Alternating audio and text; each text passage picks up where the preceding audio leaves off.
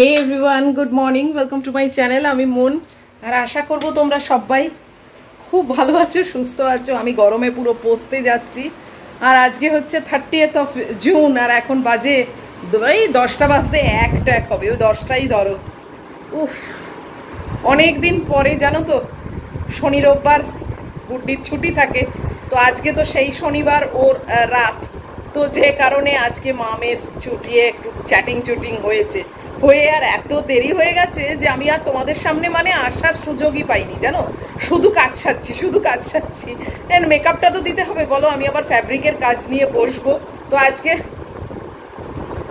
লাঞ্চের জন্যে চিন্তা করেই রেখেছিলাম একদম ঝাড়াঝাপটা এগ রোল করবো আজকে। আর ওই ভাত অমুক তমুক চচ্চড়ি ডাল মাল ওসবের দিকেই যাচ্ছি না, আজকে এগ রোল করবো। তো তোমরা নিশ্চয়ই ওই পরোটা আর স্যালাড দেখে অনেকে আন্দাজ করতেই পেরেছো যে নিশ্চয়ই মুন আজকে এগ রোল করবে, তাই জন্য আজকে ব্রেকফাস্টেও এগ নিয়ে নিই।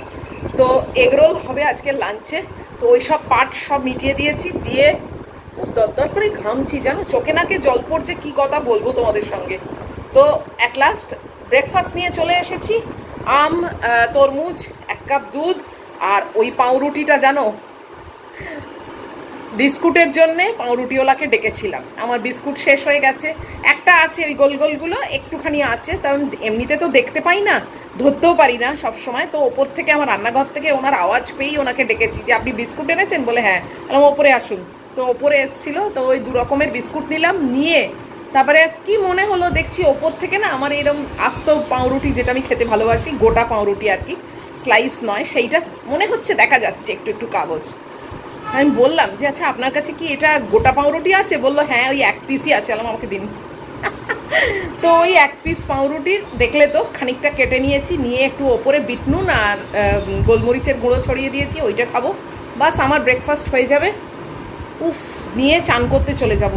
প্রচণ্ড গরম হচ্ছে জানো, মানে আর পাচ্ছি না। অনেক দিন পরে গুড্ডির সঙ্গে একটু চুটিং হয়ে বেশ ভালো লাগলো, কেননা এই সময়টা তো আর চ্যাটিং করা যায় না, ও অফিসে থাকে, যে কারণে। আর যখন অফিস থেকে ফেরে তখন মানে অনেকটাই রাত, ওই 2-4টে কথা হয়, তারপরে ও তো টায়ার্ড থাকে, শুয়ে পড়ে, আর আমিও ফ্যাব্রিকের কাজ নিয়ে তখন মানে মশগুল হয়ে যাই, যে কারণে আর হয় না। তো আজকে তো ছুটি, শনিবার আর রবিবারও, তাই জন্যে এই একটুখানি গল্প টল্প হলো আর কি। চলো বসি ব্রেকফাস্ট খেতে, তারপরে যাব চান করতে। আর এই যে আমার মেয়ে কোথায়? এই তো আমার মেয়ে, এই যে আমার মেয়ে এখানে বসে আছে, বাথরুম পরিষ্কার করে দিয়ে গেল।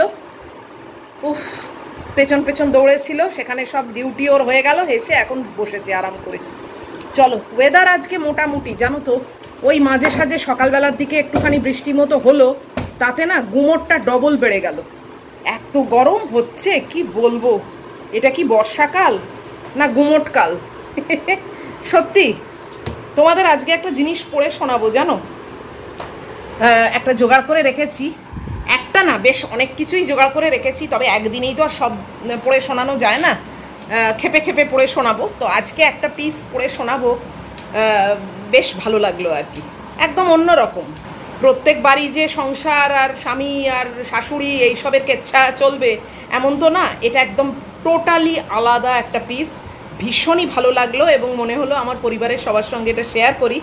তো সেটা করব পরে, আগে চান টান সেরে আসি তারপর। উফ, বাপরে বাপ, আমার যে বাথরুম পরিষ্কার করতে এসছে সেও বলছে যে এত গুমোট পড়েছে, এরমভাবে কাজ করা যায়, সত্যিই তাই। চলো ব্রেকফাস্টটা খাই। ব্রেকফাস্ট তো নতুন করে দেখানোর কিছু নেই, নাকি আরেকবার দেখিয়ে দেবো? সবই তো দেখেছো। এই যে আরেকবার দেখিয়ে দিলাম ব্রেকফাস্টটা, দেখো। আর এই পাউরুটিটা না এত সফট হয়, আর আমার এরকম পাউরুটি ছোটোর থেকে ভীষণ ফেভারিট। মানে মা সবসময় আমি মানে গেলেই এইরকম পাউরুটি আনাতো। তো ডিমটা নিলে ভালো হতো, বাট ডিমটা যেহেতু লাঞ্চে এগরোল করবো, তাই জন্যে আর এখন আর নিয়ে নিই। আর এই সফটনেসটা না জানো তো, কালকে যখন খাবো না তখন আর থাকবে না, এই আজকেই এই সফটনেসটা থাকবে।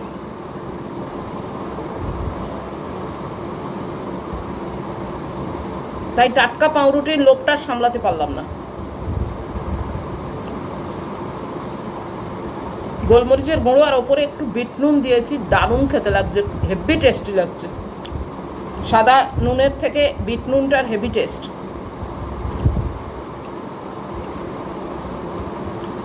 চলো এখন আর গল্প করবো না, পাউরুটি খেতে খেতে না কথা বলা যায় না, গলায় আটকে টাটকে যাবে। চলো খেয়ে নিই, চান টান করে নিই, তারপরে আবার ফ্রেশভাবে আসবো তোমাদের সামনে। আর অবশ্যই যে পিসটা বললাম না একটা রেখে দিয়েছি তোমাদের জন্য, সেইটা শেয়ার করব, একটা শিক্ষণীয় পিস, সবার শোনা উচিত।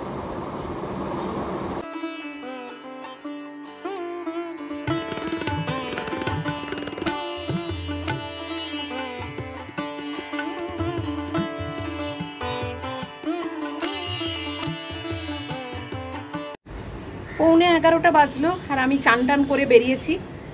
চান করে বেরিয়েই এই বারান্দায় এসে দাঁড়িয়েছি একটু দেখবার জন্যে যে কি অবস্থা। আজকে রডেতে কোনো জামা কাপড় দিইনি, সবই র্যাকেতে দিয়েছি, যাতে র্যাকটা চট করে সেরকম অবস্থা হলে ঢুকিয়ে নিতে পারি। উফ বাপরে বাপ, এখন তবু গরম জল আসছে, ঠান্ডা জল আসছে, দুটো আসছে। তবে আগের যে ব্যবস্থাটা ছিল সেটা মাচ বেটার জানো, কেননা সেটা না পুরো মিক্সচার, একটা সিঙ্গেল কল ছিল, সেইটাই ঘুরিয়ে দিলেই জাস্ট গরম আর ঠান্ডা মিক্স হয়ে বেরোতো। আর এখন কি হয়েছে, গরমটা অপারেট করতে হচ্ছে, ঠান্ডাটা অপারেট করতে হচ্ছে, দুটো কম্বাইন্ড ওয়েতে পড়ছে, তখন সেটা নিয়ে চান করছি। তো এটা একটুখানি মুশকিল, কিছু করার নেই। যাকে যা হয়েছে সেটা নিয়েই থাকতে হবে এখন উপস্থিত। চান টান হয়ে গেল, চলো এবারে আমি ম্যাগুর খাবারটা রেডি করে দিই। কালকে থেকে ম্যাগুকে আবার ভাত আরম্ভ করব, আজকে সানডে অবধি ওর ভাত খাবার ছুটি। আর মাংসটা দিচ্ছি আর মাছ দিচ্ছি তো নিজে নিজেই খেয়ে নেয় জানো তো, সেই দেখে আমারও লোভ লাগে, মনে হয় যে বাবা এরমভাবেই চলুক, ভাত দিলেই তো আবার ঝামেলা, খাবে না কিছু না, আমাকে সেই বসে গুঁতোতে হবে, তার থেকে মনে হয় যে নিজে নিজেই তো খেয়ে নিচ্ছে, চলুক এরকম। কিন্তু এরকম করলে তো চলবে না, কালকে থেকে ভাতের ব্যবস্থা করতে হবে। আর এই নিম গাছটা এত ঝোপঝাড় হয়ে গেছে না, সামনেটা বিচ্ছিরি লাগছে, একটা জঙ্গল টাইপের। যাই হোক, ও খাবারটা রেডি করে দিয়ে এমনি ডাইনিং টেবিলে রেখেই আমি চান করতে গেছিলাম যাতে ঠান্ডা হয়ে যায়।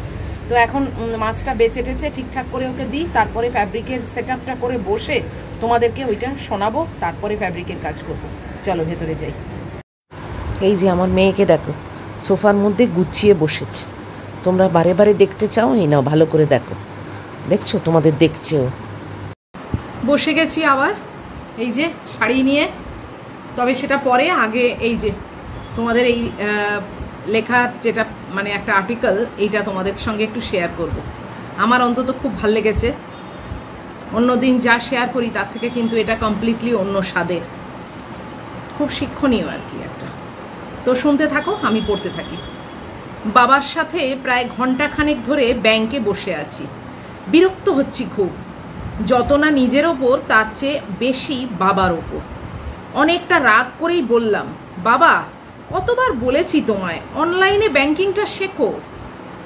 বাবা বললেন, এটা শিখলে কি হবে, ঘরে বসেই তুমি এই সামান্য কাজটা করতে পারতে।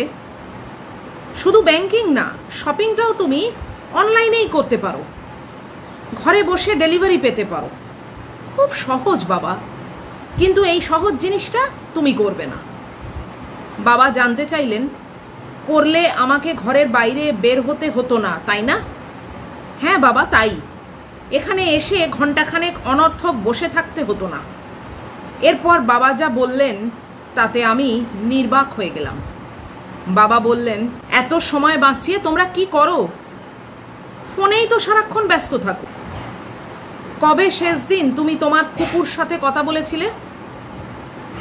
10 হাত দূরে প্রতিবেশী বৃদ্ধ কাকার খবর নিয়েছো কোনোদিন? অথচ আপনজনের সাথে দেখা করতে আমরা 10 মাইল পথ হাঁটতাম। সময় বাঁচানোর চিন্তা করিনি কোনোদিন। মানুষ যদি মানুষের পাশেই না যায় তবে এত সময় বাঁচিয়ে কি হবে বলো তো? বাবার কথা পাশ থেকে মানুষেরা শুনছেন, আমি চুপচাপ বসে আছি।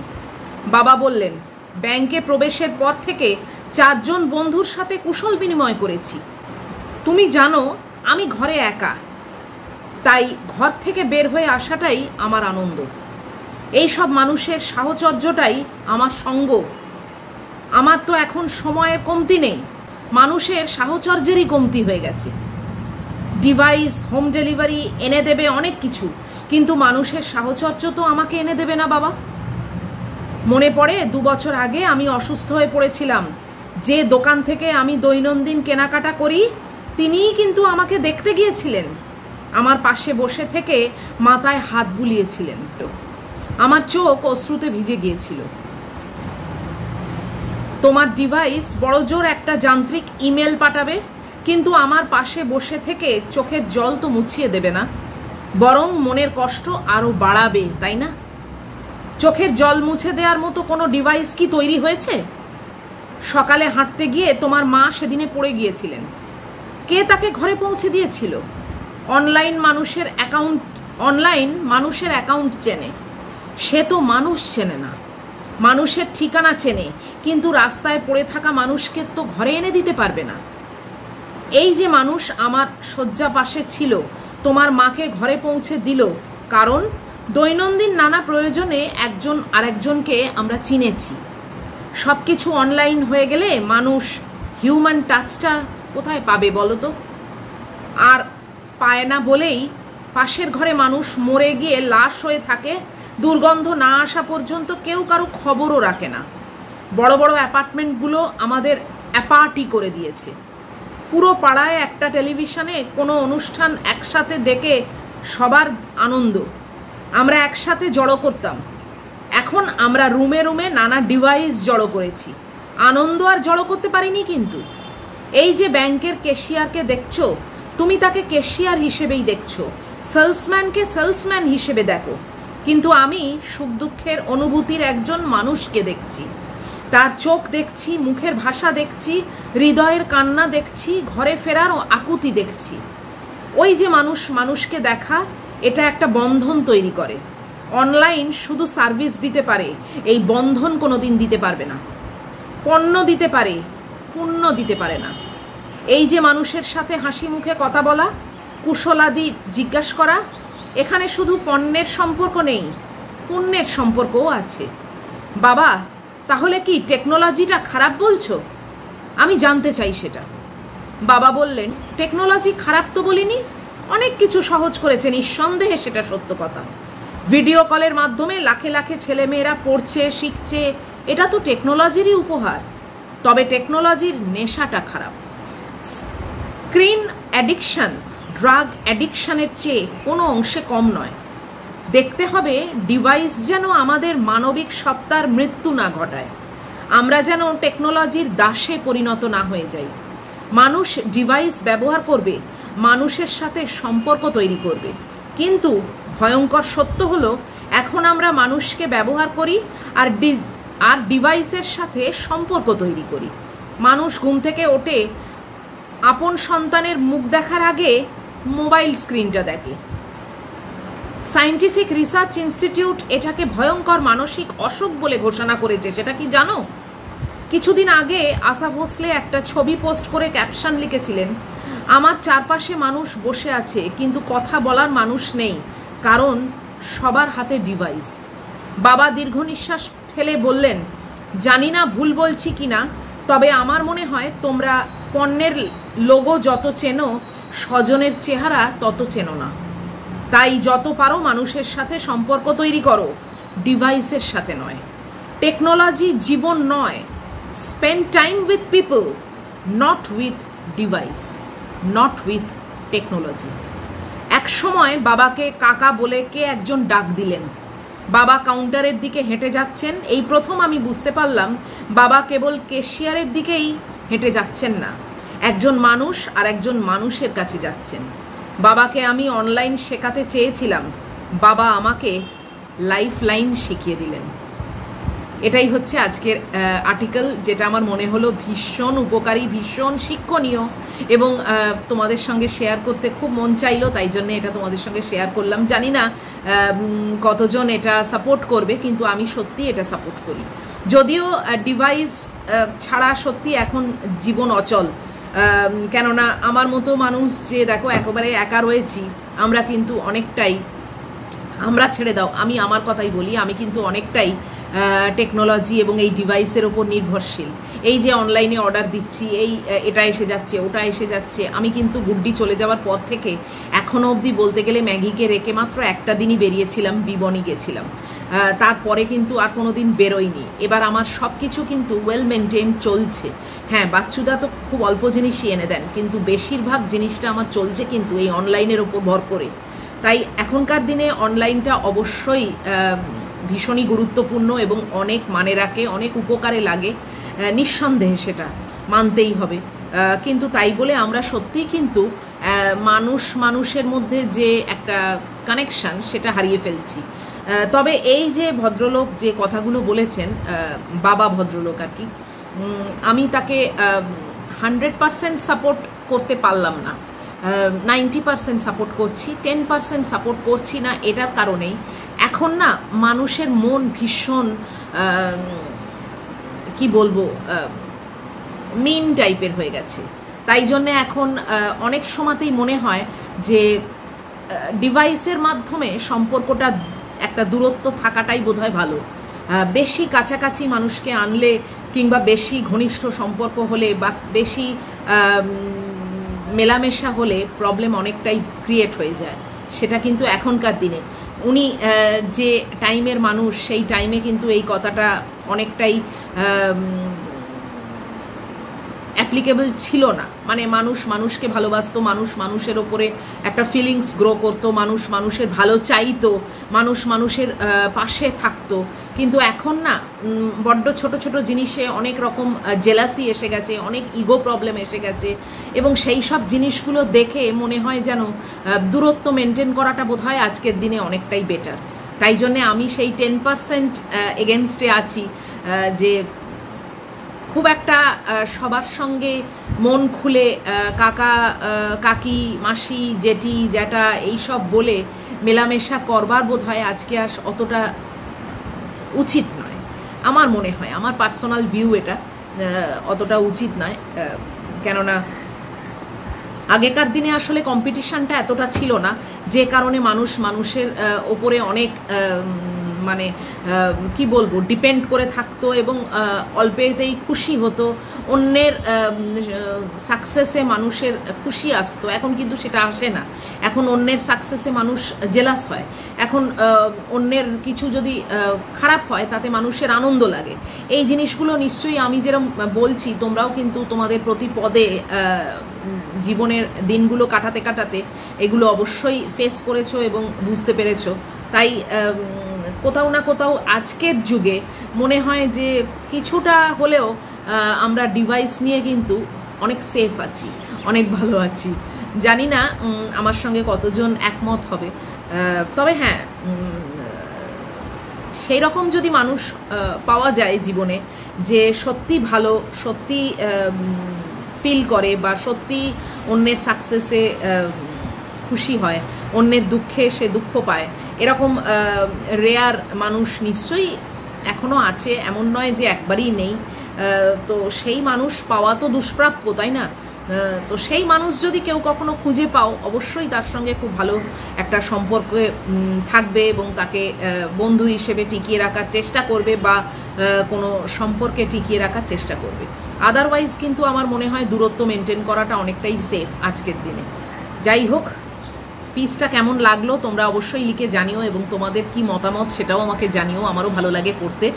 আর তো হয়ে গেছে, এইবারে আমি চলে যাচ্ছি আমার এই পিস নিয়ে, সেটা হচ্ছে আমার এই শাড়ি অর্ডার, সেটা নিয়ে এখন বসবো, কাজকর্ম করব। আর নজরে রেখেছি বৃষ্টি আসছে কিনা, কেননা আমার র্যাকটা বাইরে আছে। আজ শুকনো তো হয়েইছে বলো, সেটা ভিজে গেলে বড্ড খারাপ লাগে।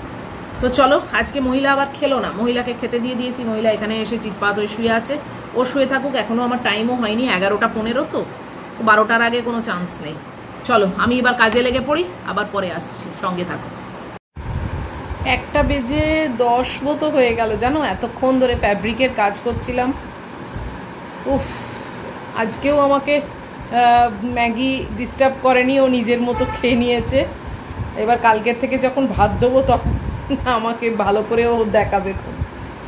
এখন উঠবো, এখন উঠে রোল তৈরি করব, তারপরে আমার খাওয়া। জানো এখন মনে হচ্ছে ইস, রোলটা না করে অন্য কিছু করলেই হতো, রেডিমেড থাকতো, এখন গিয়ে নিয়ে আসতাম। এখন বলো, রোল ভাজতে হবে, তবে অবশ্য সবই ঠিক মানে রেডি আছে, জাস্ট একটু ডিম দিয়ে ফ্রাই করব আর ভেতরে ওইগুলো দিয়ে রোল করে নেবো, একটু সস দিয়ে, বাস। সেটাই এখন আর ইচ্ছে হচ্ছে না যেতে, কিন্তু না গেলেও তো খেতে পাবো না, সেটাও তো একটা ব্যাপার। আর অনেকটা শাড়ির করেছি, বাট এখন না শুকোলে আর ফার্দার আমি এগোতে পারছি না, যে কারণে এই মানে পয়েন্টে এসে ছেড়ে দিতে বাধ্য হলাম, নাহলে হয়তো 1:30 অবধি টেনে দিতাম। কালকে আমার শ্যুটের ছুটি ছিল, তো কালকে আমি প্রায় 2:10 অবধি টেনে দিয়েছি। চলো, উঠতে তো হবেই, পেটে তো দিতেই হবে, তাই এবারে আস্তে আস্তে একটু ঠিকঠাক করি, এগুলোকে তোলাপাড়া করে আর এগিয়ে পড়ি রান্নাঘরের দিকে, রোলটা তৈরি করব। সঙ্গে থাকো।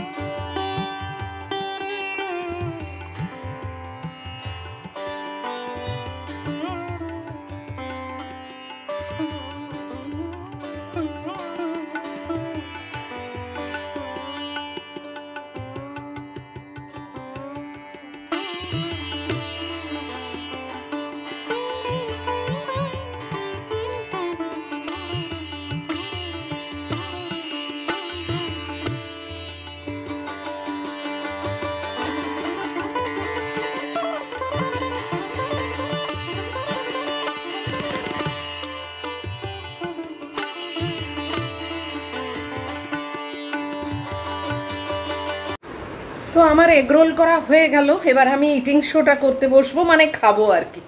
ম্যাগির এখানে পাখা চলছে, উনি গিয়ে বসে আছেন সেই সোফায়, এইমাত্র গেছে। উফ, জানে আমি এখন খেতে বসবো, চলে গেছে। তো চলো, এই ব্লগটাকে শেষ করে দিচ্ছি, আবার নেক্সট আরম্ভ হবে ইটিং শো। তো যদি আজকের ব্লগ তোমাদের ভালো লাগে তাহলে প্লিজ একটা লাইক, শেয়ার, কমেন্ট আর সাবস্ক্রাইব করো। সব ঠিকঠাক থাকলে নিশ্চয়ই দেখা হচ্ছে আবার পরের ব্লগে। টিল দেন তোমরা খুব ভালো থাকবে, সাবধানে থাকবে। Love you all.